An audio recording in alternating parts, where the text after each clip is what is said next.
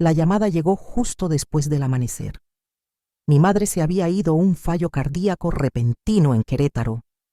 Un momento estaba mirando mi taza de café a medio tomar en la mesa de la cocina, y al siguiente, apretaba el teléfono con tanta fuerza que mis nudillos se pusieron blancos.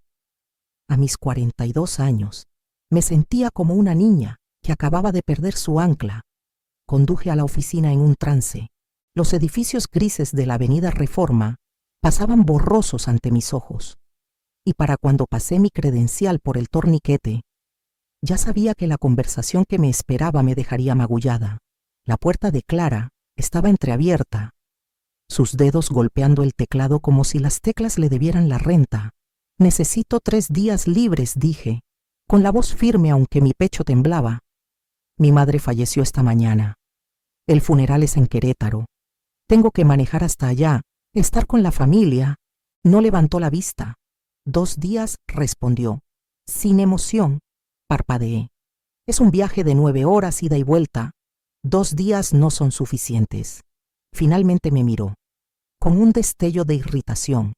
Entonces asiste virtualmente. Todos tienen que estar aquí. La migración de Norland no puede esperar. Me quedé ahí, entumecida. Mientras el duelo se agriaba en mi garganta, una sombra cruzó la puerta. Diego Salazar, de Recursos Humanos, con un traje impecable y un tono más frío que el viento de la sierra. «Tendrás que elegir», dijo. «Trabajo o familia». Mi corazón latía con fuerza. En la esquina del escritorio de Clara, su agenda estaba abierta, las páginas ordenadas y precisas. Un bloque de tinta roja llamó mi atención. Rodríguez, vacaciones aprobadas. Viaje a la playa, 7 días. Mi estómago se retorció. El funeral de mi madre era negociable, pero un viaje a la playa no. Las palabras que quería gritar ardían detrás de mis dientes, pero las tragué. Me forcé a asentir. Un movimiento pequeño, mecánico. Mi garganta dolía mientras me daba la vuelta. Mis tacones resonando contra el suelo pulido. De vuelta en mi cubículo, las divisiones se extendían a mi alrededor como un laberinto que había recorrido por más de 1000 días.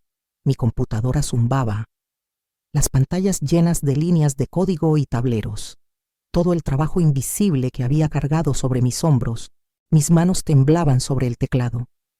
No solo por el duelo, sino por algo más afilado, más ardiente, esperando liberarse. Caminé de regreso a mi cubículo, cada paso pesado, como si arrastrara cadenas. Las paredes grises se alzaban a mi alrededor, como si yo misma las hubiera construido. Turno extra tras turno extra. Mi silla chirrió al sentarme, y miré las 2 pantallas brillando con tableros que había diseñado, reparado y reconstruido más veces de las que podía contar. Los años se desenrollaron en mi mente. Fines de semana encorvada sobre código de integración mientras la lluvia caía afuera. Noches en que mi teléfono me despertaba a las 2 de la mañana porque un cliente no encontraba sus reportes. Me perdí cumpleaños, parrilladas y las cenas tranquilas de los domingos con mi madre. Ella nunca se quejó. Solo me miraba con esos ojos pacientes, los que preguntaban sin hablar. «¿Cuándo vivirás para ti?» Mis colegas dependían de mí para todo. Yo era quien escribía las guías de solución de problemas, los scripts no documentados, los procesos de respaldo que salvaban sus proyectos. Me llamaban el pegamento. El pegamento nunca es glamoroso. Sostiene todo unido mientras permanece invisible, desapercibido hasta que se rompe. Hace años, mi madre me dijo: «Nunca dejes que confundan tu silencio con debilidad». En ese momento, asentí, prometiéndome que lo entendía, pero no era así. Había tragado mi orgullo una y otra vez, dejando que los gerentes llamaran mis sacrificios espíritu de equipo mientras daban ascensos a voces más ruidosas. Me decía que era más seguro así, que la lealtad me protegería. Ahora, con el peso de su ausencia oprimiéndome, vi la verdad. Había cambiado mi dignidad por un cheque, el respeto por una silla en una fila sin ventanas. Mi silencio no me había comprado nada más que agotamiento.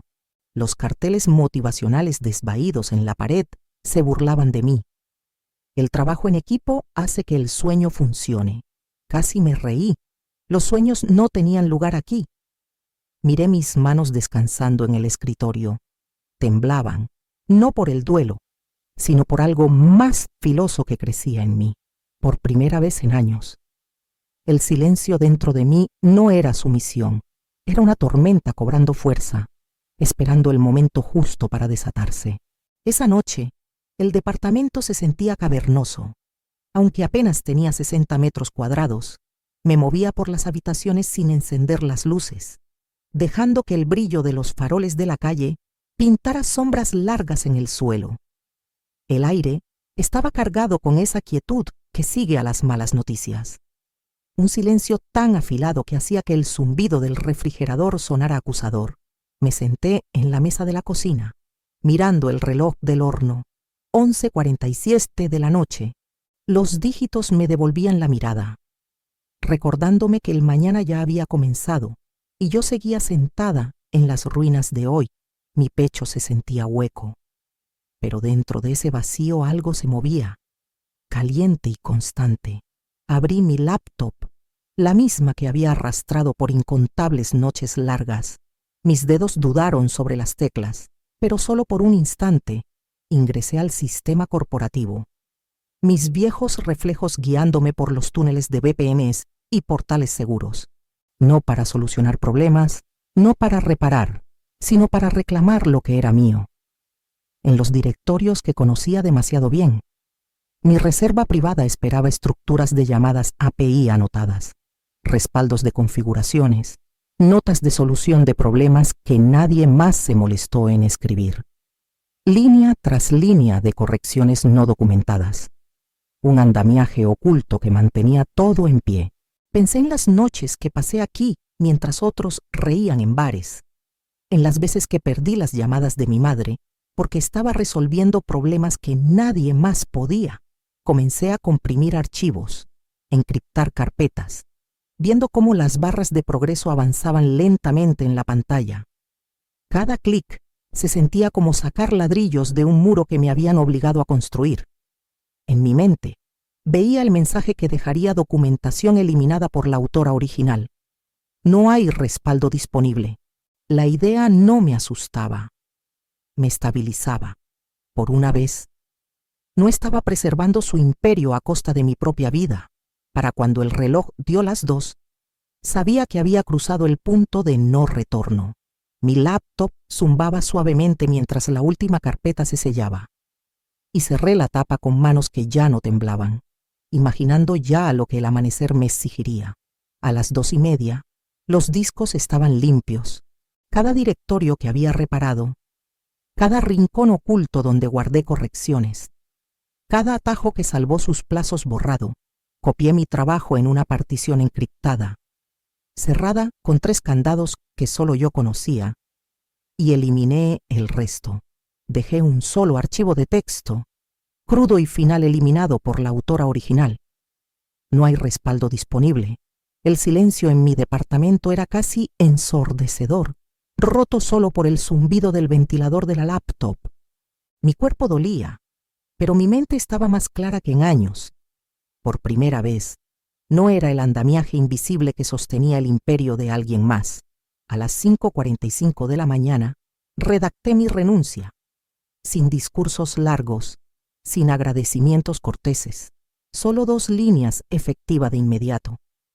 Alejandra Vélez. Adjunté el correo. Pulsé enviar y sentí algo destensarse en mi pecho. Me duché. Me vestí y metí algo de ropa en mi mochila. Para cuando la ciudad despertaba, ya estaba en un taxi rumbo al Aeropuerto Internacional de la Ciudad de México. Las calles brillaban bajo la luz temprana, y por primera vez no me sentía encadenada al horizonte que se desvanecía detrás de mí. En la terminal, los viajeros se movían en filas, medio dormidos con vasos de café en la mano, murmurando sobre retrasos.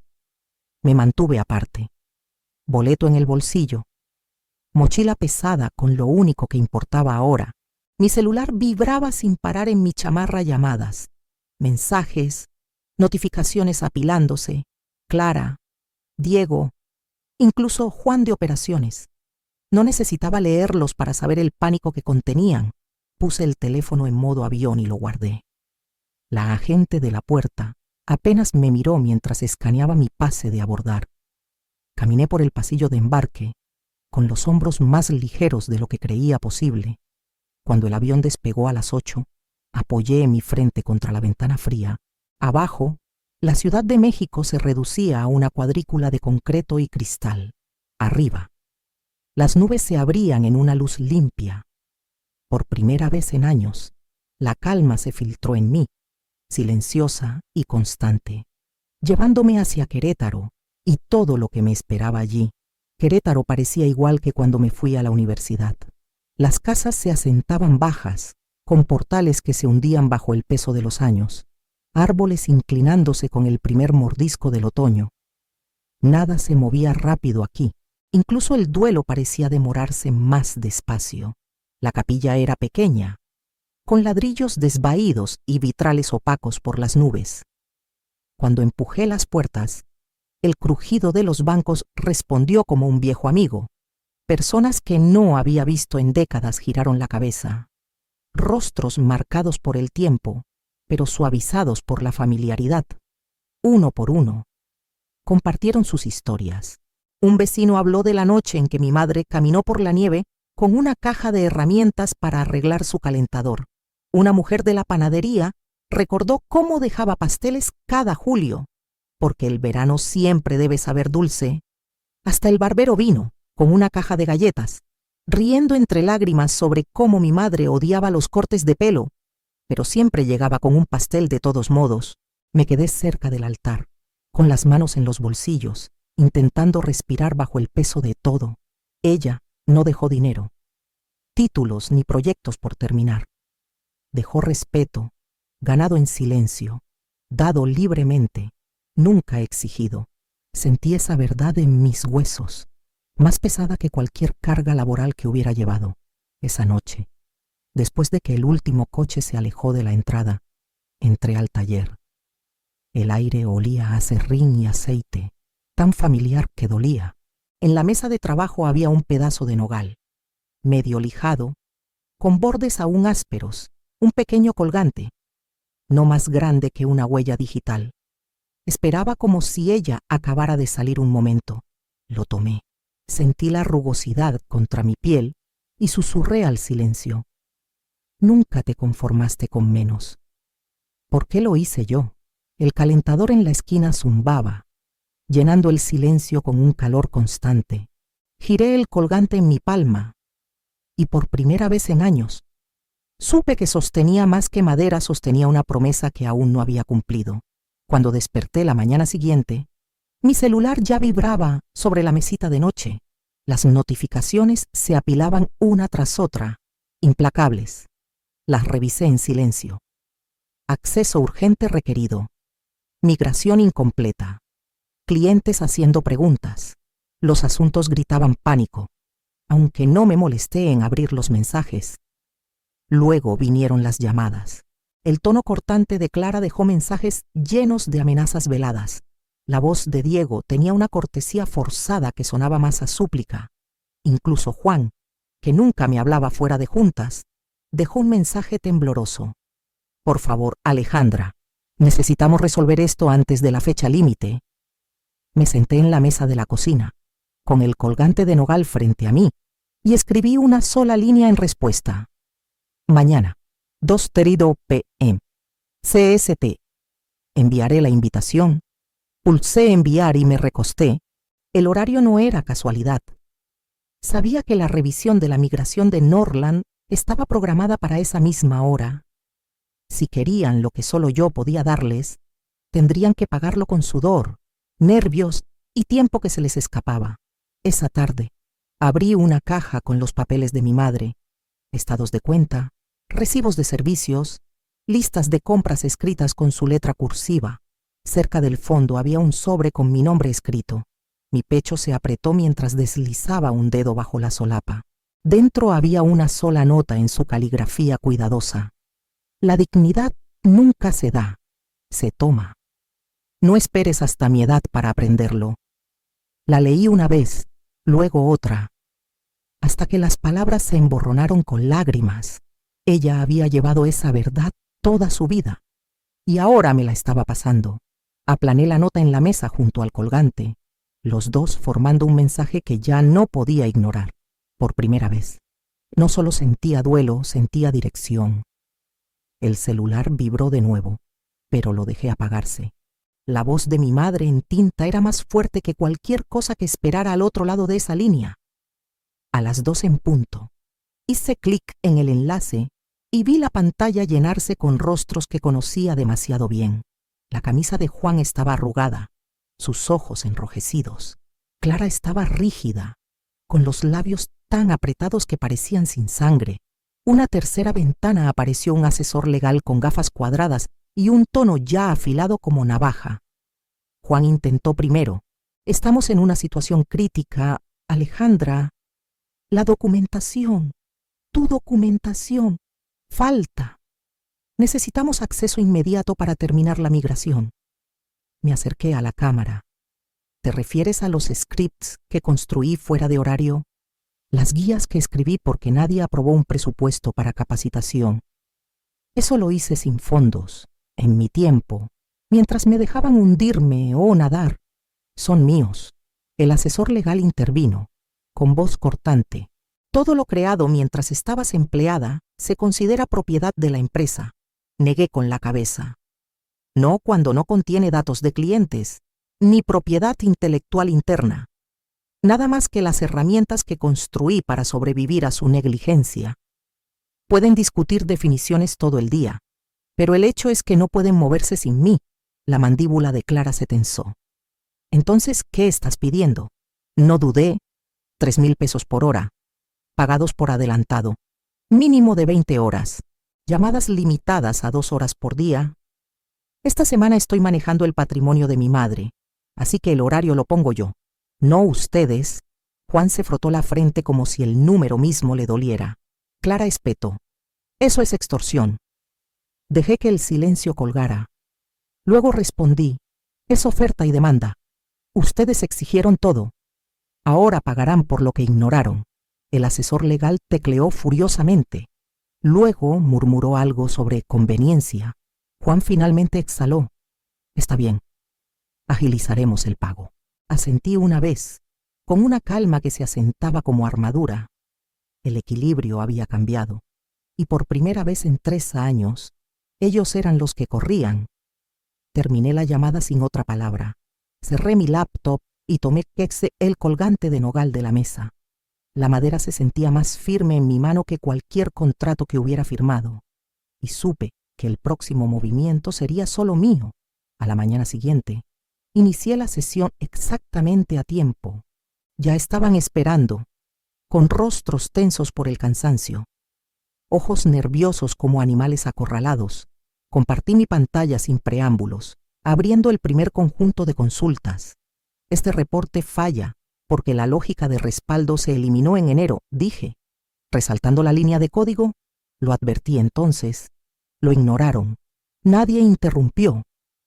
El silencio al otro lado era tan afilado que cortaba la estática.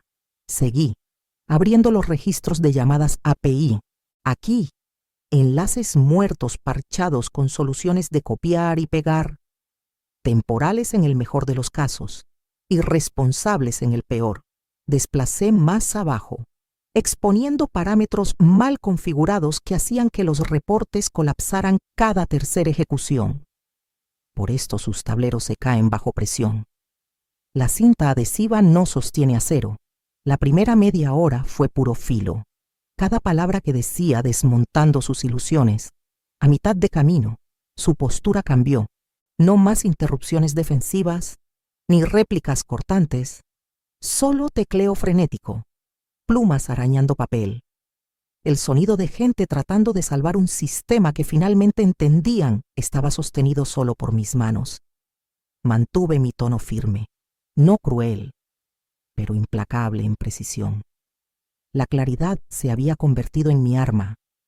Cada corrección un golpe, cada nota un recordatorio de los años que habían desestimado. 1 hora y 45 minutos después, Cerré la explicación. Eso cubre el alcance de hoy, dije con calma. Envíen las preguntas restantes por escrito. Juan asintió, con ojos vacíos, los labios de Clara tan apretados que parecían a punto de romperse. Dejé la llamada y cerré la laptop. El departamento estaba en silencio, salvo por el zumbido bajo del calentador. En la mesa estaba el colgante de nogal, con bordes aún ásperos. Tomé la lija y la presioné contra la madera, arrastrándola lentamente, uniformemente, hasta que el grano se suavizó bajo mi pulgar. Mi madre siempre trabajó así, constante, precisa, sin apresurar el acabado. Mientras el colgante se calentaba bajo mi mano, me di cuenta de que no solo estaba lijando madera, estaba lijando años de silencio, encontrando la forma de algo que había enterrado demasiado tiempo.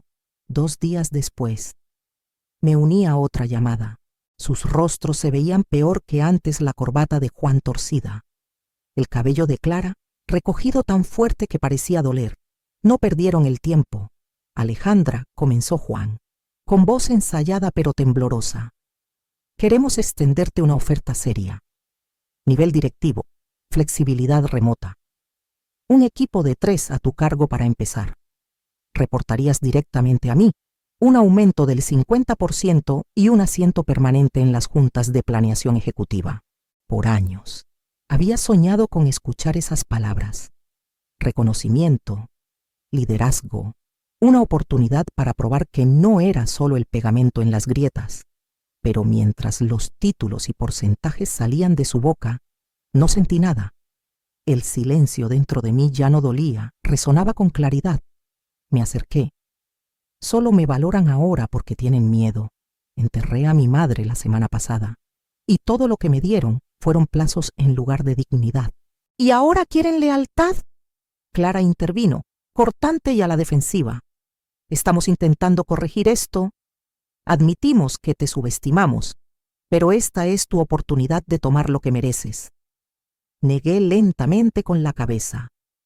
No entienden. Lo merecía hace años, cuando construía sus sistemas a las 2 de la mañana. Lo merecía cuando me perdí cenas familiares para arreglar errores que no podían manejar. Me ignoraron hasta que el miedo los obligó a mirar. Juan insistió, casi suplicando. No podemos empezar de nuevo. Esta oferta es genuina. Demasiado tarde, dije sin rodeos. Tuvieron su oportunidad de tratarme con respeto. Ahora solo ofrecen desesperación envuelta en un título. El silencio llenó el espacio entre nosotros, pesado y final. Los vi moverse incómodos, como si finalmente entendieran lo que significaba perderme. Terminé la llamada sin otra palabra. Cerré la laptop y puse el colgante junto a ella, la madera ahora más suave bajo mi pulgar que días antes. El grano se sentía firme, como la decisión que ya había tomado, guiándome hacia el único cierre que importaba. Pasaron semanas, y el ruido de mi antigua oficina se desvaneció en un zumbido distante, para cuando me uní a una pequeña firma en San Luis Potosí. Dejé de preguntarme en qué caos estarían ahogándose. La nueva empresa tenía solo 10 personas, cada introducción cálida, sin pulir, real. En mi primera llamada, el director general me miró a través de la pantalla y preguntó, ¿cómo estás sobrellevando la pérdida de tu mamá? No qué puedes entregar, ni qué tan rápido puedes trabajar, solo eso. Las palabras me tomaron por sorpresa, picándome detrás de los ojos. Por primera vez en décadas, me sentí humana en el trabajo, no una máquina disfrazada. El ritmo era más lento, las conversaciones más ligeras, pero el respeto era constante. Los plazos llegaban y se iban sin cuchillos escondidos. Si alguien se retrasaba, los demás tomaban el peso. Aprendí cómo se sentía ser parte de un equipo, en lugar de un kit de parches sosteniendo grietas. Meses después, en una tranquila mañana de sábado, regresé al taller de mi madre. El colgante de nogal seguía en la mesa donde lo había dejado. Lo lijé lentamente, capa por capa, hasta que la rugosidad dio paso a una superficie lisa que encajaba perfectamente en mi palma. No era impecable, pequeñas ranuras marcaban donde el grano resistía, pero era sólido, fuerte e inconfundiblemente terminado. Lo coloqué en mi escritorio junto a mi laptop. El colgante no solo me recordaba a ella, me recordaba a mí misma, las partes que había suavizado, las partes que había reclamado. A veces pensé, la venganza no es fuego ni furia. Es irte con todo lo que nunca se molestaron en valorar y dejar que el silencio que dejas atrás hable más fuerte que cualquier discusión. Cerré los ojos, respiré el silencio y sentí el peso de la pérdida y la libertad asentarse en algo firme. Por primera vez, no cargaba su carga, cargaba mi propia vida hacia adelante.